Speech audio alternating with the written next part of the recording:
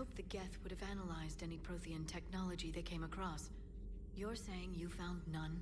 No. On this topic, our knowledge is not significantly greater than your own.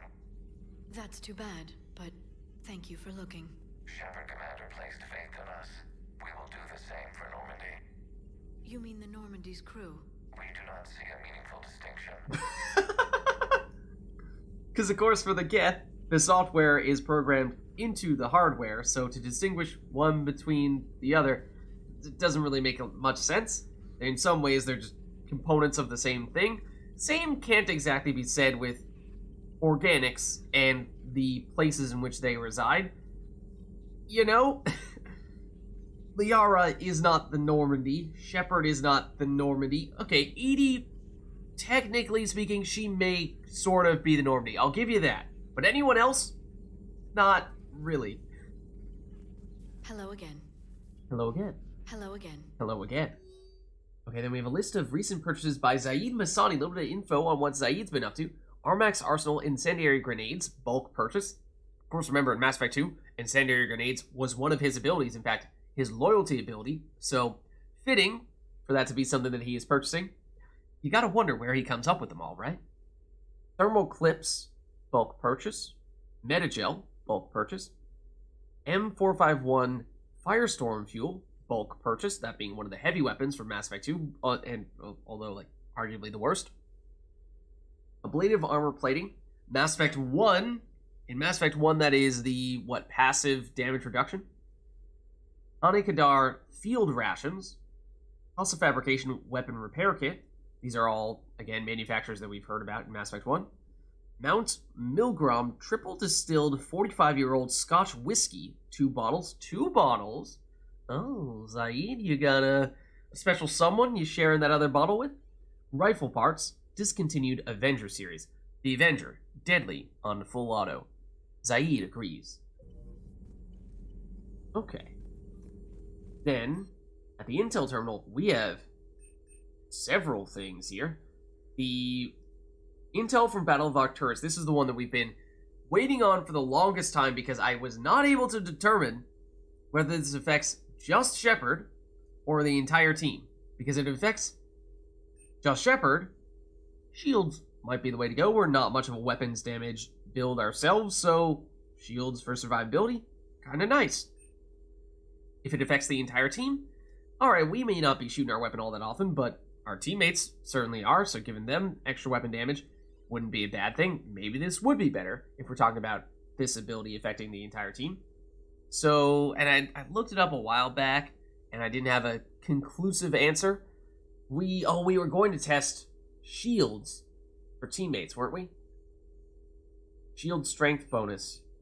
Oh, but then we were saying, well, in theory that'd be great, but we'd have to see what the shield number people had in one mission was before we activate it, and then check what the effect is afterward to see if their shields go up, because this could be a good way to test it, but it's just that it's not very convenient checking the shield number before and after missions or before and after this, because we can't see the shield number until we go on a mission, and it takes a while to do a mission, and we probably don't remember what the number was by that point.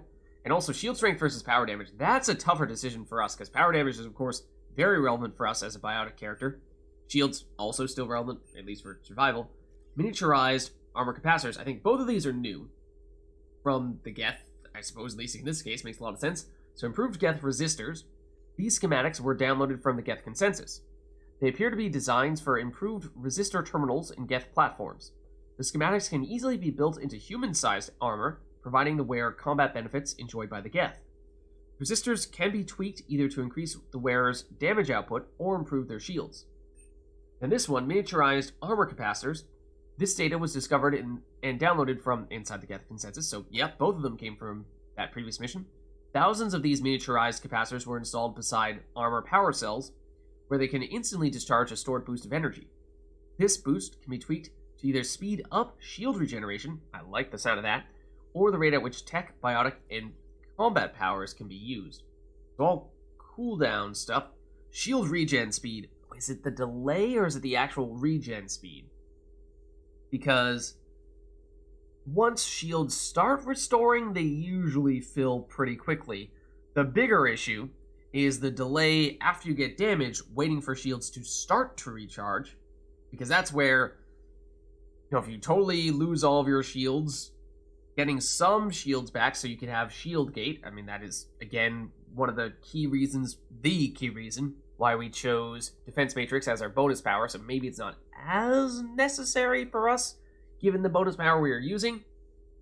Our recharge speed would be good if we weren't maxed out at 200% right now, which, after we put on the Hurricane, aren't we on 200%? We might actually be a little bit worse than that. We were at 200% for a while when we were just using, the Shuriken and the Acolyte.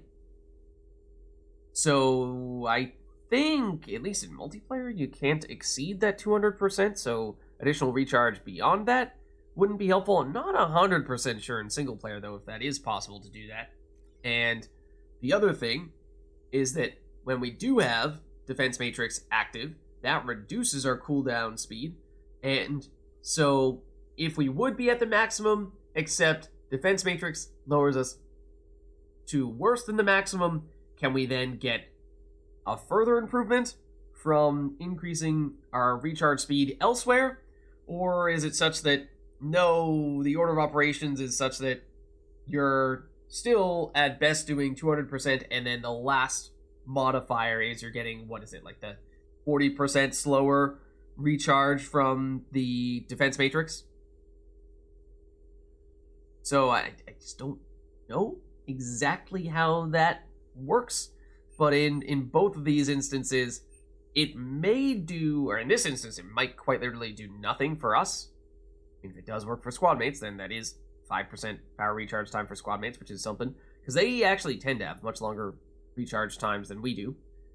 Shield bonus, although it definitely works, the question is it at all useful if we have Defense Matrix, because it might pretty much be a moot point if we just purge Defense Matrix whenever we need shields, and we don't really need to worry about this. I mean, even then it's probably not a bad idea.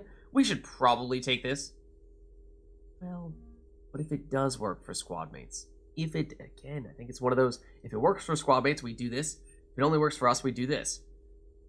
So, but we can't test here and now, so I want to do it, but also I want to test it out, but also, unless we write all this stuff down right now and do it before and after, it's going to be hard to test it out. Excellent find, Commander. The information network terminal has been updated. It's still so weird. That doesn't feel like that's supposed to happen. That when we leave, Glyph tells us about the info that we found, as if you were just talking to Liara, you leave, you don't realize, you forget about checking the intel terminal, and Glyph's like, oh, wait. You did some stuff. You can get some bonuses. Don't forget that. I mean, I know that we have them, but I want to do them correctly.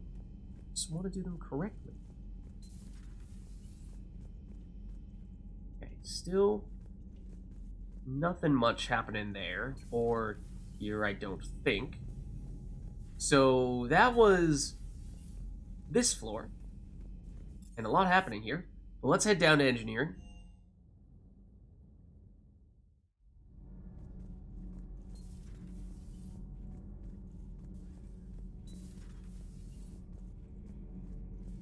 Anything from Allers? Huh. Second Star Broadcasting is headhunting me. I liked their Garvuk story, but seriously, I'm on the Normandy. Alright, sounds like she'd like to stay here then. Do we need to talk, Commander? No, you're good. Not right now, Allers. No worries, just Let me know double when we checking. do. See if there's anything else you wanted to chat with us about. Okay, then other side normally would be Javik, but of course he was upstairs, leaving his post comparatively empty.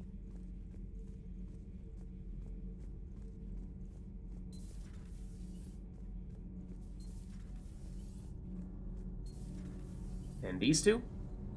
Anything from you? Power grid is in the green. Commander? Not much. Commander. Not much at all, it doesn't seem. Okay, I suppose things pretty quiet on engineering then. down to the shuttle bay. And this would be where we normally find James, but he's also upstairs. Cortez is still hanging out here, though.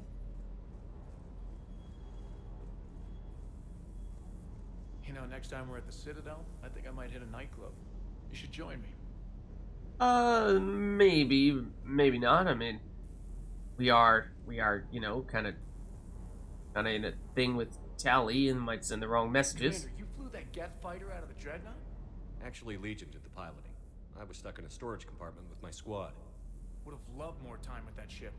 Too bad we sent it to Hackett's team so quickly. I guess.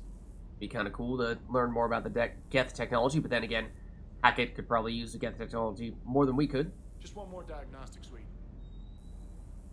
Sir. Okay. So, I think, I need to double check, but I'm pretty sure James is not going to be here because, as we were just saying, we saw him upstairs. Can take a closer look at his desk. It's got some ammo, some weapon mods. It's a stability mod right there. What else does he have? What's he using over here? What's he got? More thermal clip upgrades over there. Those ones, is that like the melee stunner on the pistol? Perhaps? And then he has a weapon over there. Is that an Avenger? Probably. Over there. Shuriken Predator? Or is that two Predators? It might be two Predators. Okay. Okay. Interesting. Interesting, James. Not like he's hogging any amazing weapons. Like he casually had a Typhoon all along. He just wasn't going to share it with us. Okay. So I think we might be looking to go back up to the CIC because I think we have pretty much talked with everyone that we want to talk to at this stage.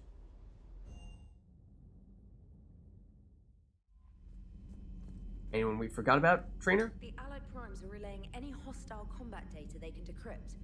I never thought I'd be linking Geth into the system. Yeah, that is a little bit scary. You're not wrong. Commander? Okay. Checked her email previously, right? So, a little downtime, though, from Ashley. After she was, well, I mean, she did pass out, but hopefully she's back up now. Shepard, this may be a dumb idea, but I heard you were having some trouble sleeping. Don't freak out. Word gets around. For a second, I was like, are you serious, or are you just talking about... Do you actually mean that you're having trouble sleeping because we saw you passed out on the ground? Anyway, I was thinking it would be nice for us to get together, just the two of us. Find a quiet spot on the Citadel. Or try to, at least. We could both probably use the downtime. The nav point's incoming if you'd like to join me. Ashley. Okay. That may be worth doing. In fact, in some instances, these talks with squad mates that we have, of course, had on several occasions prior, sometimes they are relatively flexible in terms of when and where, or not when, or rather, they're always in the same place. But the when sometimes is flexible. Sometimes it is not. For example, previously we were talking about how we saw Garrus on the Citadel, but perhaps we wait a little bit before we chat with him there. Whereas, in this case for Ashley, there's a chance that this window is quite small. Don't remember definitively, but at least to play it safe, it may be worth taking a quick trip to the Citadel to try to meet up with her and make a point of having this conversation, because there's a chance we might miss that opportunity if we don't do that now. So let's go for it. And of course, we are still here on Rannoch, where we've done one mission. We still have the Quarry and Escape Pod where we can rescue the Admiral, and we have the Reaper base. But we are going to wait before we do those things. Because let's get out of here for a second and at least take a quick pit stop back at the Citadel. That's fuel reactors. Okay, I was gonna say this. Is it just me, or are there more flashing lights over here than usual. Everything is happening in this area of the galaxy.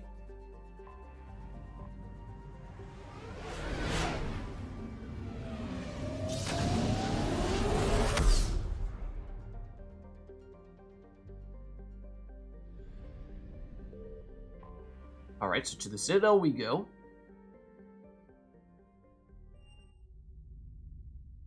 You're cleared to dock, Normandy.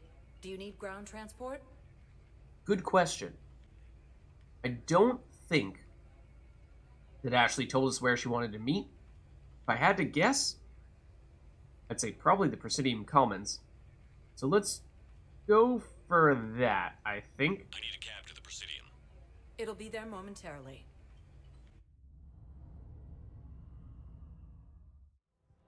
Okay, whoa. It does not teleport us right here, which is where I expected it to teleport us. Throwing me off there. Throwing me off. How much monies did we get? We got 167 now, which might be at the point where if we had not been somewhat aggressive a little while back in buying some mods for our weapons, we might at this stage have been able to purchase another relatively major weapon altogether. Still Nar over there. Still not really looking to chat with him right now. But yeah, after having purchased those upgrades, might still need a little more time before we are actually ready to buy something big, because the big stuff is like still 125,000-ish. Here is Ashley, so yes, the guess was correct. She's here on the Presidium Commons, so let's chat. This is a nice spot, Ash. Yeah. All the shuttles zipping around remind me of when my dad would get ready to ship out. My mom would bundle us all up, buy us ice cream, and cart us out to the shipyard to watch his transport depart. I still have to resist waving every time a big Alliance ship flies by. You should bring Sarah up here. I will, when she's ready. She'll like the quiet. She wasn't the loud tomboy crashing around like I was. Sounds like you were a handful. Maybe. My dad got me. Shame you never met him. He would have liked you. You think so? Career military man? Yeah. Yeah, he would have invited you over, cooked you something on the grill, and talked your ear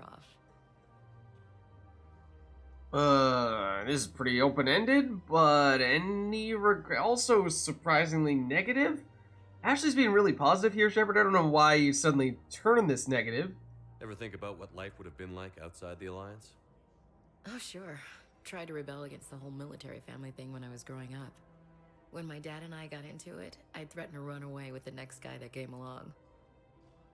Really? He'd laugh and say, "Good, I'll pack your damn bags myself." That tended to deflate me pretty quick. He knew I'd never stray far from the family. They're everything to me. Okay, well, I guess in that case, good times? It's easy to forget what we fight for. Yeah, moments like that. This was a good idea. Nice to get away from the war for a while. I do feel a little guilty, though. Sure. But sometimes you have to step away or risk going crazy. I mean, we're never going to survive unless we go No a little argument crazy. here. You're a crappy commander. Excuse You're me. a crappy commander. Sir. Copy that. Alright. A little bit of reputation, and the chance to catch up a little bit with Ashley after, of course, having gone a very long time without spending much time at all with Ashley. Is it just me, or is that like... What is that? You see what I'm looking at here, right? Is that a turkey? On the Citadel, it's some kind of bird? Over there? Oh, okay, it legitimately is. It legitimately is actually a whole bunch of birds that just happen to line up in a way that they all seem to conglomerate into one huge bird with a very large dramatic tail. And I thought that it was actually just like a platform on which people were supposed to walk. I was like, for some reason, is there a person? Like, look at this, ready? All those birds over there. Just line them up like, not quite like that. Like that. And it looks like one huge-tailed bird. And I thought this was on some kind of walking platform, so I was like, is this just glitching out? And for some reason, a person looks a whole lot like a bird, even though that's not supposed to happen. No, it's legitimately supposed to be a series of birds. Don't worry about it, Lids. Am I going crazy? Yeah, but, I mean, didn't we just say we're never going to survive unless we go a little crazy? Okay, so, I mean, we know there are shops down here, some of which do have weapon upgrades that we would theoretically like, but again, it's that question of, do you prioritize the weapon mods, do you prioritize the base weapons themselves? And I think what we would like to do is still at least try to pick up one really good sniper rifle, and then we can at least say, okay, regardless of what weapon type we need in any situation, we have a good weapon for that situation. Sure, there may be instances in which we'd like to have a few choices and not just have one go-to sniper, one go-to shotgun, one go-to assault rifle, but at least once we get to that point, we can probably make a better case for investing more heavily in the upgrades. I think we're probably now just looking to head back to the Normandy, which I think we can do directly from this spot right here. So just a quick trip to pay a little visit to Ashley.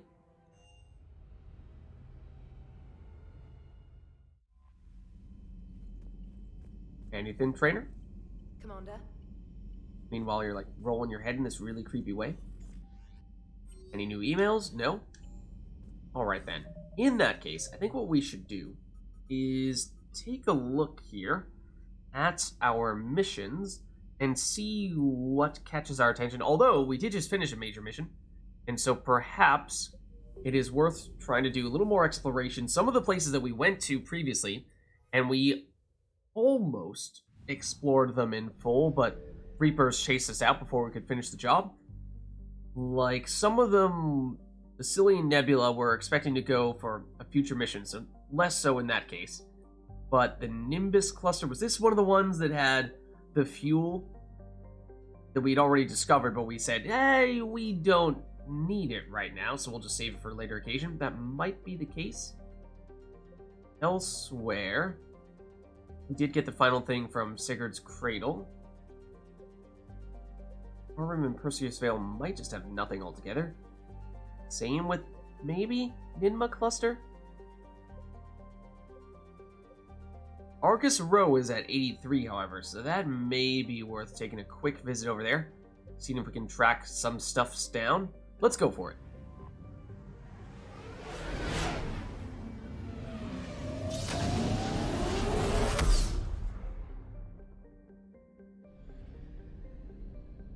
Okay, so Hydra's fully explored. Phoenix, we got 2 out of 3 of the assets there. Gorgon is at 100%. Looks like it's just Phoenix over here. And we can double check how much fuel we have. We were wondering, do we automatically go back up to 1,000 after completing a main quest mission? Maybe? Because we are at 1,000 now. Whether that is a coincidence or not, I don't remember. I don't remember if we made a point of refueling first. Ah, okay. So this was the place where we saw... This was Pinnacle Station, I believe. Yep.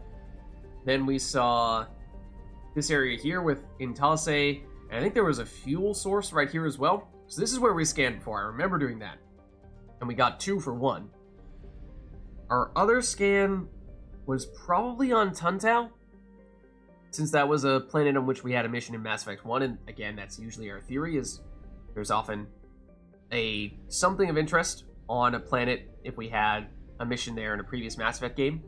So since we've already seen an asset on a planet and an asset that was a little off a planet in the middle of nowhere, that also makes it hard to say, is the last asset going to be on a planet, or is it going to be another one that is in the middle of nowhere?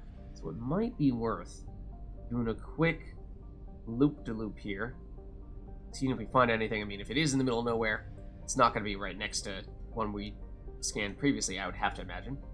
That's something? No? Don't think we scanned Pinnacle Station. But I guess you could maybe make a case for doing that.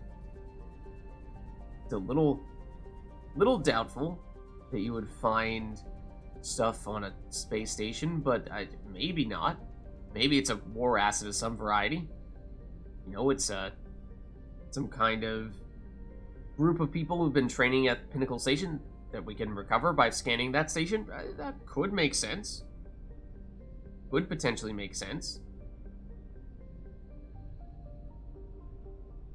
So that's one theory. There is also a planet right next to it, so bit of a 2-for-1. Don't think we tried doing it before. I think we definitely did in Tasse, plus the stuff right next to it where there happened to be a random thing. Yeah, I did not hear anything. I think we've done basically the full system here. So we've not tried this. I say we go for this area next to Pinnacle Station, because we can also get Vevanok, and in case the Reapers are going to spawn in right on this edge here, it'd be nice to scan this when they aren't about to spawn in on us. And there it is Pinnacle Station. It is Pinnacle Station. So, what is it? Was my theory correct? Of course, this is also a place where we had a mission in Mass Effect 1. Yes, it is a war asset, Turian Spec Ops team. So, perhaps it is exactly as I just described, and although we had a mission on Tuntau in Mass Effect 1, we also had a mission at Pinnacle Station for the DLC, so in that way, it did kind of still abide by our theory, even if it has not been holding up 100% of the time as of late. Also love how this Reaper is basically coming from exactly the place where we need to go. I think it's Hydra that has the... is it Hydra that has the mass relay in it? I mean, either way, it'll be fine. Yeah, it is.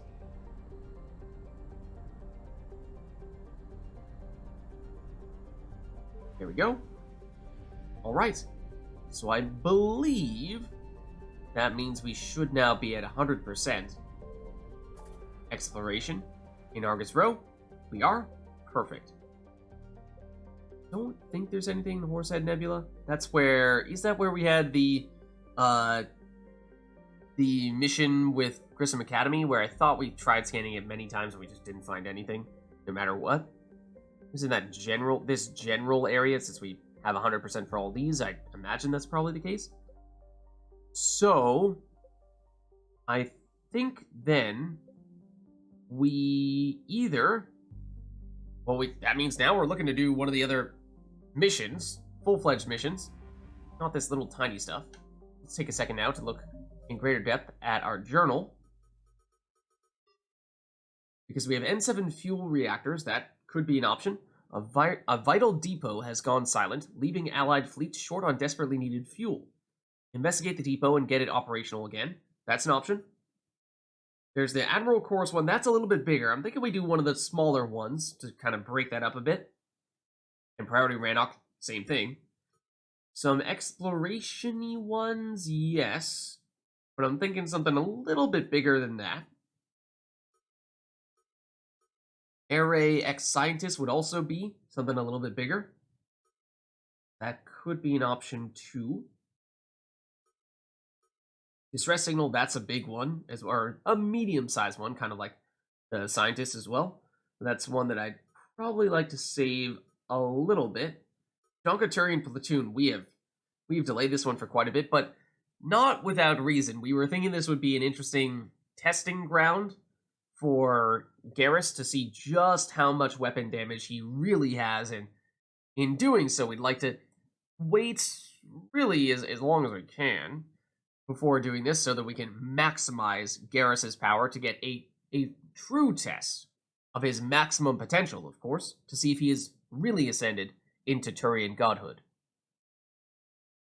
Then we have DLCs, which probably still a little bit early for those, although getting far enough along that you could start to make a case for some of them, but I think that all points me toward N7 fuel reactors as a nice middle ground. So I think we go that route.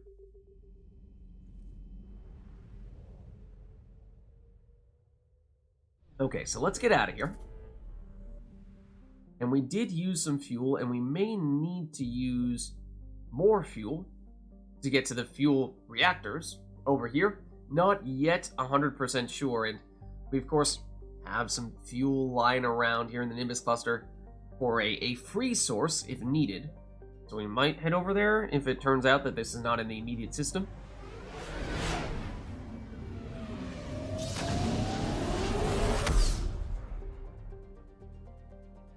Okay, no, it is here.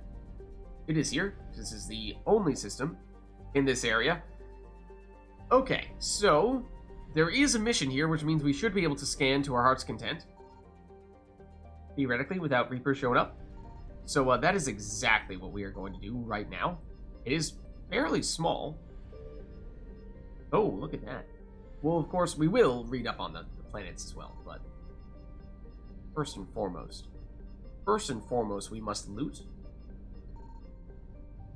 We scan this guy specifically? Probably. In the middle. Signal confirmed. Oh, yes, there was something here. Okay, so let's, obviously we found this now, but let's read up on all the planets, and once we get there, we'll check out what it is that we found. So first we have Kate Bolo, or Kate Bolo? Probably, we'll go with Kate Bolo. Kate Bolo is a relatively large methane ammonia ice giant. Yeah, you bet Kate Bolo is. Sorry, Kate. Sorry, any Kate Bolos out there. I apologize. I regret to inform you that there is apparently a relatively large methane ammonia ice giant named after you. Or are you named after it?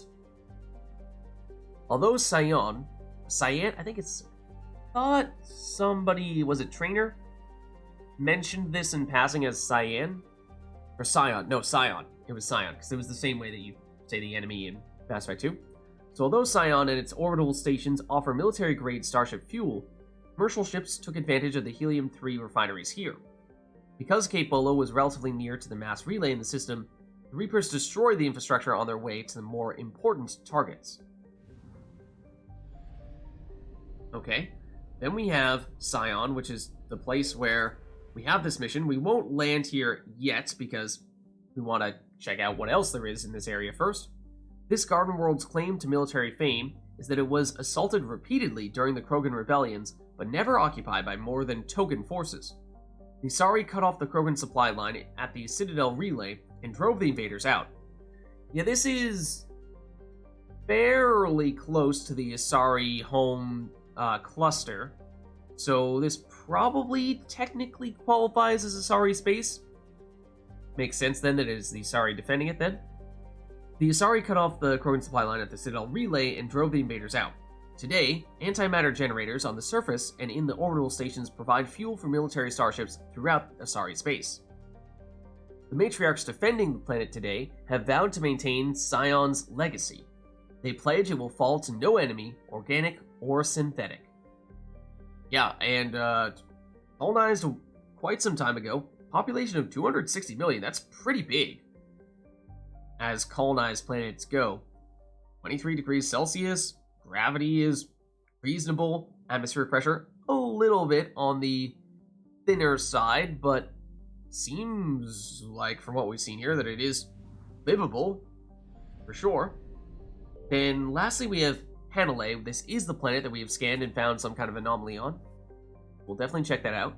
Early surveyors of Hanalei dismissed its resource potential, saying it had more heat than a planet needs and more argon than a galaxy would buy.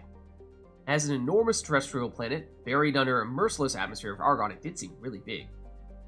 Nitrogen and carbon dioxide, Hanalei hosted only small orbital stations that were primarily in scientific nature. The facilities since have been destroyed by the Reapers, unfortunately. Yeah, 72 atmospheric pressures, very, very thick atmosphere. The temperature, 490 degrees Celsius is a lot, but we've seen much, much higher. Oh, also, don't forget to scan it. Don't forget to scan it. It looks a lot like a gas giant, even though it is apparently a terrestrial world. Alright, so what do we have here? Dr. Jellies? Yellis? That feels like that requires an explanation. We just randomly found a doctor on this planet. No explanation needed. Yeah, it's a doctor. The doctor. The Dr. Jellis. Or Jellies. Or Jellies. Depending on how you're feeling. So, okay. That's that. But we also have this planet over here, Scion, that we actually, of course, intend to land on for this next mission. So, let's do it.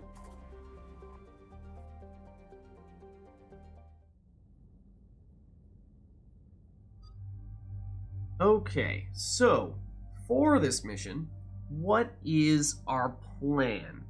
What I'm thinking is we have, of course, used a whole lot of Garrus and Liara. So to the extent possible, I'd like to try when we can to work other people in so that we at least get the chance to experience a little bit more gameplay with them and get to know the characters better as we chat with them a bit and hear their banter and what have you. So let's, we gotta give other people a chance, right? So let's try not to use Liara or Garrus for this one. Tempting as it may be, I know. And we shall see what comes of this new part. And Rebel, thanks for the raid. How's it going? How are you? How was your stream? We are doing some Mass Effect 3 Legendary Edition. We are about to go into the N7 reactor mission, the Scion mission, or at least Scion is in the planet. Rebel raid, what's up, everybody? And I should mention that at least for all you Mass Effect multiplayer people out there, this is, of course, the mission that there is a specific multiplayer challenge named after, one that, for the longest time, I was doing it, heard people talking about it, and for the life of me, I could not remember anything about this mission. Everyone was like, yeah, Lids, it's like that planet, Scion, and you do this, and this. You remember this, right? You did this mission, did you not? No recollection at all of this mission.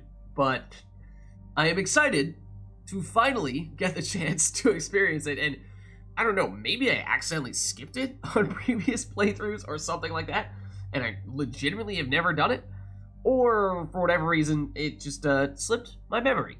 But anyway, I am pleased to get the chance to finally do it here. So I was just saying, Garrus, Liara, we've been using them a ton. So let's try to at least use some other people on this occasion.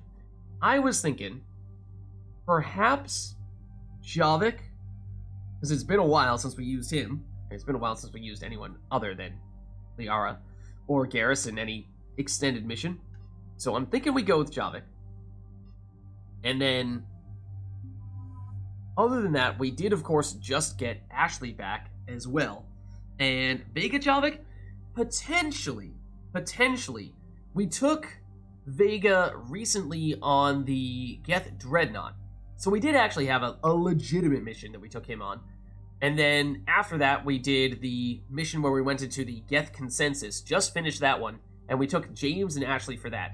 Now, that mission didn't really involve anything for our teammates, so didn't really involve much James. But since we took him on the Dreadnought, I feel like we ought to take Ashley, because yes, we took her on the mission we just did into the Geth Consensus, but she basically did nothing. So let's maybe choose her here, where she'll actually get the chance to do some real stuffs. Also, double check what her outfits do. This is weapon damage. In this case, this one's shields. This one is weapon damage. This one is power recharge speed. That is weird for a soldier, but okay. I feel like I like the aesthetics of that one the most, but probably still most practical to go weapon damage. We'll probably do this. Probably do that. Alright, so let's take these two. And in terms of loadout, one thing to be very careful of. I heard, and we are now seeing, that after doing that mission where you go into the Geth Consensus, because it technically gives you a different weapon, the one that we use to destroy the bad Reaper code, when you finish that mission and then go on to do whatever your next mission is, it sets you back to your starting weapon. So, no, we would rather not use the Predator. Of course, we still have the other stuff. We just need to manually switch over to it. So, let's make sure that we do that. Let's make sure that we do that in both the case of our pistol and our SMG. And I think we should still have the mods we're looking for here. As for Ashley, we did set her up in the previous mission for combat, even if she did not do anything. So I think she should still be good to go. As for Javik, some question as to whether we wanted to stick with the Typhoon, obviously amazing weapon for him, or if we wanted to go with the particle rifle, because we might have used it once on him. It is still a really solid weapon. It's just also hard to outdo the Typhoon. So, it is also fitting for him to use the particle rifle because he's a Prothean and it's a Prothean weapon. But maybe we keep it simple here, go with the Typhoon.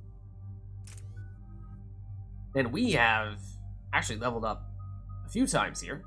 The plan was to spend more points in Defense Matrix. We have enough points to go with both rank 4 and rank 5, but we were deliberately waiting because I just wasn't totally sure if we were going to prefer to go with the passive 5% protection from having Defense Matrix up, or getting the additional shield restoration when we purge Defense Matrix, because we just picked up this ability. We've only actually taken it on one combat mission, and it's hard to tell, are we gonna have Defense Matrix up and have the passive effect active most of the time, or is most of the benefit gonna come from when we purge the shields? And if so, is it worth getting 30% extra shields, or is that just not really significant? Because it might not be. So I'm leaning toward this durability, but I'd like to spend at least one more mission before we commit one way or the other. And then by the time we get over to rank 5, which again we could do now, but just waiting to make our mind up for rank 4 first, we're almost certainly doing shield recharge here, because decreasing shield recharge delay is really nice. Whereas tech power damage when we're an adept, not so helpful. Not so helpful. So I think we're just gonna hold on to these points with Shepard, and as soon as we do make up our mind, we have the skill points to allocate there. As we were saying, though, it has been a while since we last used Javik, so he does have several points to spare here. So we could go with his passive, which, just to verify, means either weapon or power damage. We would not... No, we can afford to go all the way up to rank 6 as well as we'd like. Squad mate power damage, duration, force. The whole squad bonus ones for squad mates oftentimes are a little bit buggy and don't always actually apply to the entire squad. I think they do pretty reliably work for the current character we're looking at, but a little bit risky. Increase squad mate shield recharge speed. Oh, but that's amazing. Except that's pretty sweet. But again, recharge speed versus, what is the phrasing on that versus... Hold on. Recharge delay.